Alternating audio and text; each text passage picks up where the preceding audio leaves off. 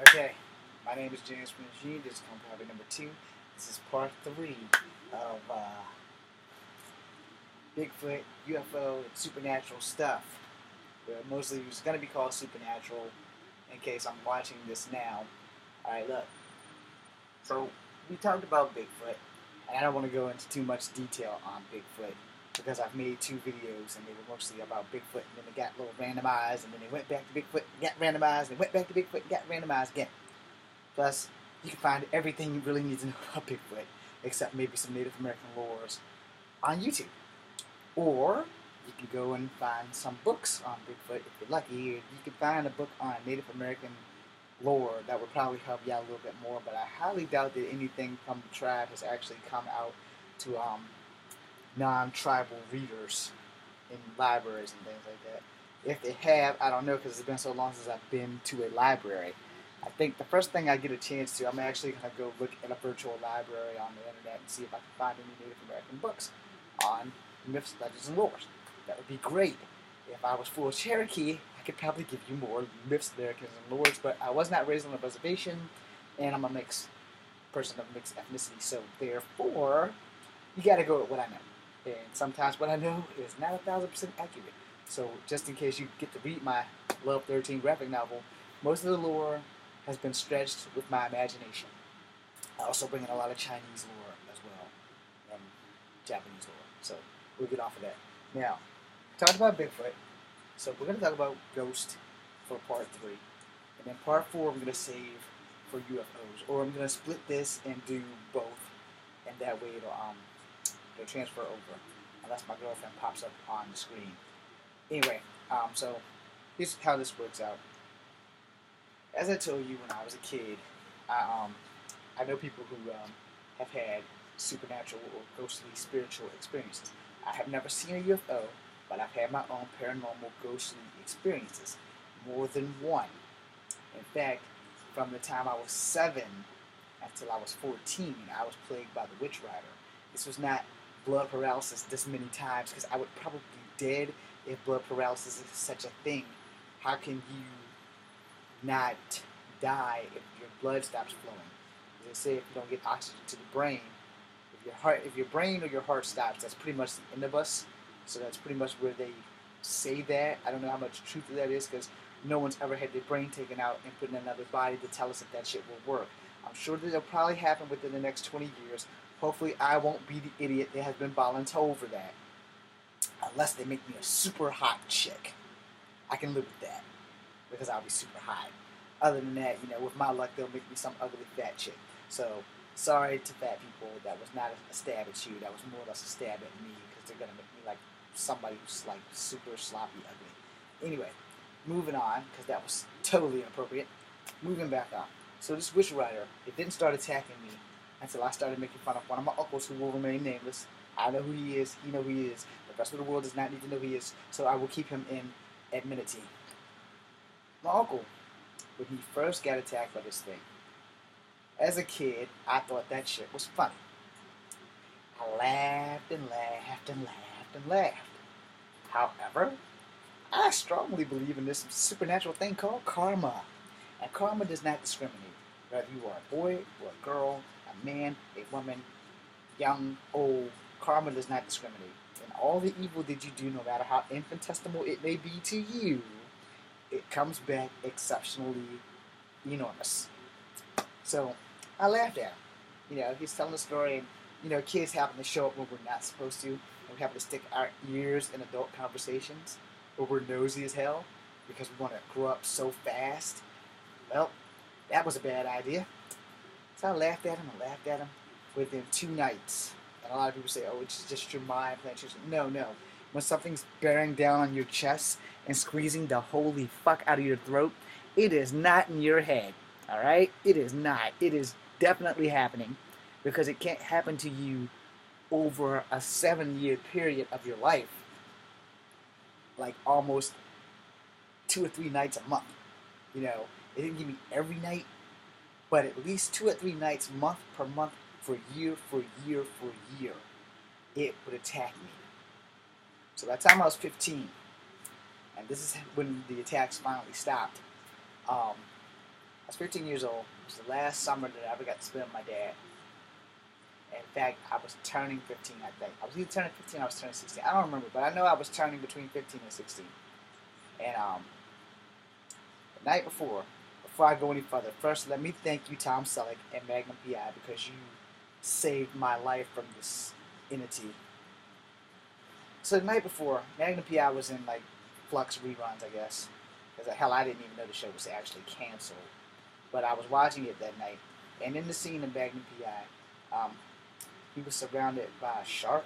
He was swimming by a shark, or something that had to do with him and a shark. And he said, the shark is going to go away. I'm going to count to 3, and the shark is going to swim somewhere else. Those aren't the exact words. Only Tom Selleck actually knows what he said, because I was like 15. I'm 43 now, so I don't remember what the hell he said. And I don't know if I can find Magnum PI, but if I can, you know, I'll go look for that one episode, because that was like my favorite episode ever since that happened. That thing never came back after me. So I'm sleeping, and I woke up because my dad woke me up. He had to go to work that morning, and I remember he woke me up because it was 5 o'clock. It was still dark outside. So he woke me up and said, Jimmy, I want you to lock the house up, you know, because I'm going to work. I know you're not going to get up to do anything but watch cartoons and go back to sleep. Just make sure you eat. If you go anywhere, go to your Aunt Ruth's house or go to your Uncle Bruce's house, but don't go nowhere else without letting me or one of them know where you're going, which was cool, which I managed to wind up going to my Uncle Bruce's house that day, but that's a little hit of the story. So I locked the front door, and he had those old-timey locks, the old-school keys where you had to push this thing. It was like, it wasn't like a lock like that lock. It wasn't one of those turn knob locks. This thing was like, it was a doorknob and then like a box, and on the other side was just a regular doorknob, but you had this clickety thing with a chain lock. So we never really opened the windows until like midday. And that day the windows didn't get opened at all. So, and he was the only one who had a key. So I locked him out with that lock. I put the chain on it because he said, make sure you put the chain on it. But first, I had to take it and go outside with him, and I unlocked the screen door, hooked the screen door. Then I locked both those locks, and before I got in the house to lock the locks, he said, go lock the back door, because he went out that morning out the back door. So I went out and locked the back door. And this house, I don't know when the hell it was built, but the fucking locks was older than Father Time himself. So I went back there and I locked that door. All the windows were down, except for the room that he lived in, where it had air conditioning, and that one window and the other window was down and it was locked because the shit had a problem anyway. So I'm in the house completely by myself. I'm sleeping. And all of a sudden, this thing grabbed me in my sleep, and I had the sheet over my head. Now, before I get to the end of the story, I want to give you a review of what I was told that could prevent it from attacking me. They told me that if I sleep on my back, it couldn't get me. But the first time I got attacked, I was sleeping on my back. They said if I sleep on my stomach, it couldn't get me. So for like 2 years, I slept on my stomach, and it still got me. Then they said if you sleep on your side, it can't get you. So guess what? It still got me. I was sleeping on my side when it got me the last time. So I'm sleeping my ass off. And it had attacked my dad the night before. And of course, me being a kid, I giggled and laughed and giggled and laughed and told him he was full of crap and went on to sleep. But it didn't get me that night. It got me bright and early in the morning, because supposedly spirits only have a window of time that they can do anything to you, but they're not supposed to be able to attack you in the daytime. I'm going to call bullshit on that, because it got me in the daytime. I had locked my dad out. He had to be at work by 6, so it was like 5 o'clock. He went out at like an hour early, got everything made, cooked breakfast and everything, and I wasn't going to eat it until after I really woke up. So it was in the oven, and I went back to sleep. Now, I cut my lights off. Now, I could sleep in the dark. Had my TV off. There was nothing on. My alarm clock was set to go off so that I could get up and watch Robotech. Well, before the alarm clock went off, probably about 6:30, between 6:30 and 7, this damn thing was on me like stank on shit. I'm laying there, and I thought my dad had somehow got back in the room and was trying to teach me a lesson by choking me with the cover. But then I remembered, I chained both doors. He couldn't get in there without breaking the doors open, and I would have heard that, because my room's right at the damn door. So, at first when he grabbed me, It had like a grip. It felt like this. I could feel its hands on my neck. And it was like, okay, well, I got you now. And it was choking the hell out of me. I was like, okay, Dad, you proved your point. I'm sorry. I shouldn't have laughed at you. I'm sorry. I'm sorry. But the more I apologized, the tighter the damn grip got. And I said, oh, this is not my dad. My dad would never intentionally hurt me. So I said, oh, you're here for revenge. So I said, this is what's going to happen. I'm going to count to 3. And I'm going to catch you. And I'm going to fuck you up. I know Kung Fu. And I can't see you. But if I can get a hold of you, I can beat your ass. So as it's choking the hell out of me, right, I'm counting. And when this thing attacks you, the only person that can hear you scream is you. So I'm like, Magnum P.I. made the monster, the shark disappear on the count of 3. And I thought Lethal Weapon, where Riggs pulled Murtaugh off the toilet and he asked him what happened at 2. So I said, if I skip 3, I can grab this damn thing. Now, mind you, I'm in the cover. So I was like, 1, 3, and I grabbed it. But I only had a little bit of a grip on it. I didn't have a big enough grip on it where I could keep it. But as I was getting the rest of the cover off me, it was gone. And I screamed at the top of my lungs and said, I will find you. I will expose you to the world. I will prove that you exist. If you ever come back after me, I will get you. It's the last damn thing I do. So I'm not afraid of the dark, but I do still sleep with one eye open, expecting this thing to come back. Well, that was when I was 15. At 43, it has not came near me since. So you may think I'm crazy, you may think I'm nuts, but I know what I experienced. So, you know, you can believe it or not. I don't really give a damn. It's your choice to believe someone when they give you a paranormal story. But don't think that it can't happen. Because this thing had plagued me for like 7 years, you know. That was like the last time. If you ever seen the movie The Usual Suspects, one of the actors, I want to say it's Kevin Spacey, but I can't really remember. But he says the only thing the devil ever had to do was prove to the world that he does not exist, which he's done. Well, this supernatural stuff seems to have to do the same thing. So all it has to do is prove to the world that it doesn't exist, and it can go around doing whatever it wants. Now, that was like only one of my supernatural experiences, because I've had more than one, but that was like the worst one because it was the only one that kept attacking me in my sleep.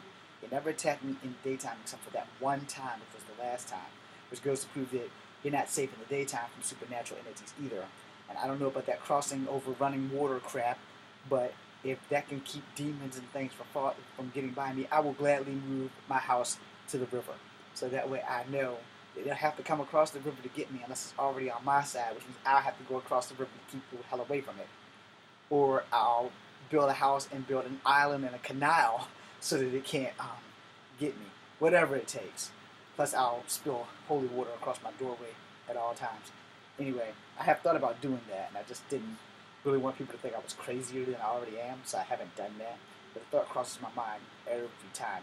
And so, one of my other spiritual things, I'm pretty sure it's not going to show up on here, but there's a cut on my thumb right there, and there's a cut on my middle finger right there. So, now let me tell you about this Wraith. Alright. So, this will be the last story, and then I'm going to go to the other video about UFOs and stuff. So, my friend Lloyd and I will not give you his last name because I haven't spoken to him in almost fucking 35 years or better.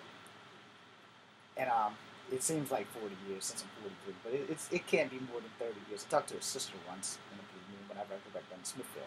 But wherever you're at, Lloyd, much love, brother. Nothing's changed. I still love you, even if you like totally ditch me and don't try to make contact. Anyway, so Lloyd's at my house, my dad's house, and we were playing G.I. Joe that night. We planned on staying up all night like we had done before. But for some reason, he went to the bathroom and left me in the room. And my dad thought it was because we read all these scary books and shit. Because we did read these scary books. We read everything about Dracula and how to stop him, how to stop zombies. It was Lloyd's book. It was a big blue book. It had all these scary creatures and shit on it. And sometimes the imagination can really screw you up. But this was not an imagination. So I'm laying in the bed, and I thought that I saw his head pop around the corner and pop back. But there was no body. And so I was like, yo, dude, stop playing. come off from around the corner. Sorry, I don't know why the camera constantly goes into sleep mode. But anyway, um, so he was in the bathroom, and when the head would pop around the corner, I said, "Hey man, stop playing," and then he would be down the hallway saying, "Stop playing," because apparently the head could go through doors because he was in the bathroom with the door closed. And so when I would see it, then he would see it. Then I would see it, and he would see it. And eventually this pissed my dad off and said, "You boys need to cut that damn yelling out, or I'm going to beat your asses." So we never beat our asses, and we stopped yelling. But by the time Lloyd got out the bathroom, it stopped. So the very next day, I don't know what Lloyd did, but he got in trouble. So he couldn't come back in the house to play with me, but he got in trouble. And so I could come out and play with him, but we also had to play with his sister. So we were playing G.I. Joe. And this is about the time the G.I. Joe movie came out with Don Johnson being Falcon, who was like my favorite G.I. Joe. So I had to be Flint, who was also one of my favorite G.I. Joes. And I guess just because one's a green beret and one's a black beret, I just love the beret. So we had paper berets, matter of fact, and pine cones. So we got into character. So I've always been an actor on some level or another. And his sister threw the pine cone because she was the baroness, so she had to be the bad guy. So when she threw the pine cone, I hollered, "Grenade!" And I pushed him out the way. But when I pushed him, I slipped. So I fell off this mini cliff-looking thing. There's a pier down there where we used to like fish for minnows and all that crap. And I slid all the way back. And I can't describe what happened to me outside of all I did was this. But what they told me what happened was I slid, I busted a backflip, and I landed on my face. Now I know I landed on my face. I had a big freaking knot right here. And all of this was covered in mud. And I had a line down my face because I was imprinted in there like this. My Timex watch kept ticking. But that was about the only thing that came out of it without a scratch. I scratched the hell out of my arm and my knees. So when I got up there and I talked to my dad, and he's like, "All right, well, just go in and get in the shower. You can come back out later if you feel like it." I had to take a couple of aspirin. And after that, this thing came back like a couple of years later when I got like my first real job. I had been working since I was 14, but cutting grass doesn't really count. So I got my first job. I was working at Little Caesars, and I saw it, but nothing really bad happened to me. When I got my second job, when I worked at Kegler's, that's where I almost cut off my thumb because I kept seeing it, and I kept seeing it, and I kept going around. I would tell people that I kept seeing it, but nobody would believe me. I was like, okay, well, I'm just going to keep it to myself. So then I seen this thing like every weekend until I cut my thumb. And when I cut my thumb, I didn't see it anymore until I got my job at Murray Steaks. I got my job at Murray Steaks. I seen that thing like 4 times. And out of the 4 times, 2 times that I seen it, bad things had happened to me. The first bad thing that happened to me is that I walked into the walk-in because I had to do inventory. And there was boxes of fish that were stacked way too high for a short person to be counted. And you have a certain amount of number in the bag of fish. And then each bag is in a box. So if you have like 12 bags of fish in a box, it's written on there. So you have to go 12, 24, etc., etc., etc. Well, apparently we had like 48 some odd boxes. And before I had went in there, I had just seen that damn floating head. And that damn thing gave me a warning, and I didn't listen. I just went on in there, and I'm counting the boxes, just counting. And apparently, somebody didn't stack the boxes properly. So I look back, and this box just plows into my face. And next thing I know, the domino effect happens. So I'm buried under all these boxes of fucking fish. I hate fish. Not just because it smells, and not because it tastes great to all of you except for me. I just hate fish. This is probably one of the reasons why I don't eat fish. So I'm covered, like I said, I'm only 5'3" and a half. You're gonna count that half. So the only thing that they're not even looking for me out there. I'm in there for like about an hour and a half, maybe an hour, maybe an hour and a half. I was in there for a long fucking time, buried under boxes. And if you don't go in a walk-in with a jacket on, you do not know how cold those damn things get. Plus, you're on a concrete floor. So I'm in there, and the only thing out there is my shoe. It's the only thing that anyone can see. Everything else in my body is like completely covered. I'm covered from head to toe with nothing but fucking boxes of fish. So nobody's even checking on me, right? And finally, somebody comes in there. My boy Reg's brother. I think his name was Chris. It's been a long time seeing him too. He comes in there and says, "Oh my God, James, what the hell happened?" I said, "Just get me out of here, man. There's like a ton of fish on me." And so they have to undig all the boxes out. And then I get out and I'm cold as hell. So I have to go stand outside for a while to warm up. So that happened. And then within like 2 or 3 months of that happening, I seen the floating head again and I almost cut off my fucking middle finger because of the box cutter and everything. And after that, I haven't seen it since. But whenever I get a funny feeling or anything, I'm very careful about it. It's the same thing. Like I was traumatized with these fingers before, because whenever I see a horse or talk about a horse, my thumb and my middle finger on this hand burns because of the traumatization I had when I got bit by a horse when I was 7, and literally the horse jerked me up while it was trying to eat the apple, and I screamed like a little girl. It's burning and tingling now, but you know, it happens. There are a lot of things that can traumatize a person, but those things there were supernatural. The horse was not, but either or, you know, I'm really careful of the things I do now. So when I get supernatural warnings, I heed them. This is Kung Fu Habit number 2. I'm James Williams Jr. We have one more video to come. Be seeing you.